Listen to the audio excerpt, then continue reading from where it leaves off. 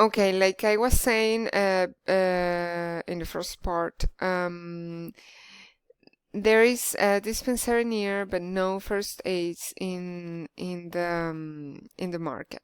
I believe that's a problem because if someone collapses or someone is cut, to run to the dispensary, maybe it would take time.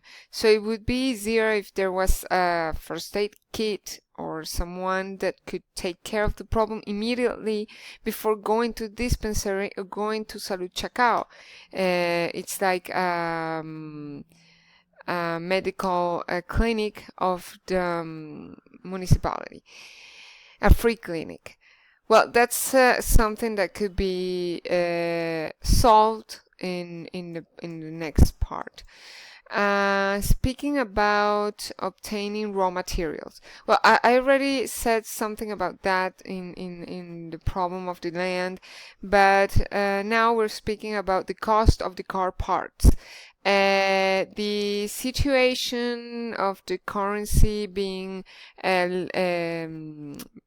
not having a very bad situation of valor that created the difficulty to import car parts, among other things. In one of the problems that some sellers were talking about is that they have to pay a lot to get their trucks running to go pick up the merchandise. That's a problem for them. It's true. So that's why I made this point here, and the difficulty to accessibility to car parts, and first in the purchase cost and time. Of course, it's the product will have obviously an increment because the seller has to get the money from the merchandise to have a real business going on, because if not, it would be only he would be losing. Paying methods. Since the currency is very undervalued, it's difficult to receive cash. The banks don't facilitate electronic pay points for some kiosks, and with the volume of money, it's easier for the use of paying points, although some kiosks have this facility. Okay, what I mean here, to go buy something at the market, you have to have a pack of money, although it doesn't value much. It's a lot of money because everything is let's say that since the currency is undervalued, like it said, you have to have a lot of bills in your hands to buy something, and that's a problem for the seller because it's unsecure to move at the end of the day with all that money. So that's why they use these paying points. And the problem now is some kiosks have had the possibility to get them, others weren't selected to give these paying points by the bank. So maybe if they group up, that could be solved. About customer comfort, sun and rain control. The customers don't have sun or rain control installations. When it rains, the market doesn't sell. That's true, since the market, it's only the awnings for the sellers. There's no place for the people that go to the market to get under roof in case of rain, or in case of having I don't know, they're too having what I mean is when it's too hot, they don't have a place to just sit down a while and then go on and keep on buying. So I think that giving them a place to rest or to get cover from the rain, it would be a good solution. About parking, there are no parking facilities. Sellers for sellers on the market, it makes it difficult for people that come from other sectors. Of course, if you come by car, you have to park on the Centro Plaza or on the Los Palos Grandes Plaza. Usually these parking lots are full, so it's a very difficult point, but well, it's a street market. So bus stop, the bus stop that works here on weekdays, on Saturdays it's moved to La Plaza Altamira a lot farther.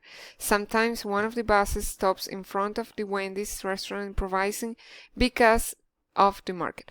I believe that's not good, because here the entrance of the restaurant is right by the bus stop, and that's a problem for weekends because Wendy's has a lot of movement, and since the other end of the parking lots way out is closed because of the market, they have to enter and go out from the same spot, and this collides with the bus stop. So I think that's not a very good place to put it. That's why I think it's a problem. It's not something that someone on the market told me in their interviews, but it's something that I saw and analyzed watching the movement while I was studying the market. About the awnings, the community thinks that it's necessary a continuity design of the awnings. Some of them are supplied by the municipality and are deteriorated, and others are owned by the sellers. Of course, those owned by the sellers are better taken care of than those owned by the municipality. Even when I said about rain and the problem of the buyers, also the sellers have the same problem, because the awnings are deteriorated or ripped, and the water comes in when there's a very heavy rain. So that's one of the problems that I saw with the awnings. And the idea of the design, well, some of them said, oh, I have this awning that it's in good shape, and the other doesn't have good shape on their awning. So it's kind of something more aesthetical, but also it has its function problems. Police control. Easy accessibility of homeless people asking the sellers and customers for free food and money creates a sense of insecurity. Obviously, it's not. It's a problem, like in the class was said. It's a problem that doesn't have a real solution. But maybe if you can control, at least the police can have a control on these people. Like, well, you can't be asking here for products unless you pay. That could be a solution. Like, people at least won't be asking all the customers to give them something to eat. I know it's a problem in Venezuela right now because there's a real economical issue and people are asking for food everywhere. It's incredible, but it's like that, and you help them, but sometimes that creates a real problem because more of them come, and then the place becomes insecure and people feel uncomfortable. Robbers that use fraud to steal food from kiosks, especially, the sellers have to be cautious with suspicious buyers. Well, that's difficult, like you said in the class. Of course, you can see the difference between the robber and the buyer. That's part of what the seller has to control, and also find some strategy with the police to control these people. That's why they don't even move from their station all day long, so they don't have problems with these fraud people, especially those that just leave with the merchandise without paying. About the sellers that aren't part of the associated community try to take advantage and sell their product. In some cases, this affects the sales inside the market. Well, what I was trying to say is that sometimes there is someone selling bread and the other is selling bread too, but the other pays, like the Arabic bread, and the other doesn't pay. This happens sometimes. It's not something that is common because they obviously ask them to go away. But sometimes that creates a kind of inconformity. That's the things that these people told me, basically. It's not something that I analyzed, but I put it here because it is a problem for them. But I think it's not that easy to solve, as we were talking about.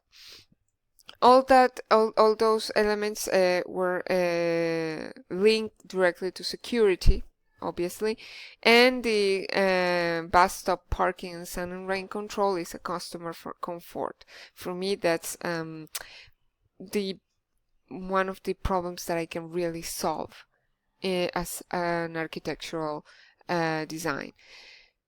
Well, that's all for the problem analysis. Now we should go to the solution analysis.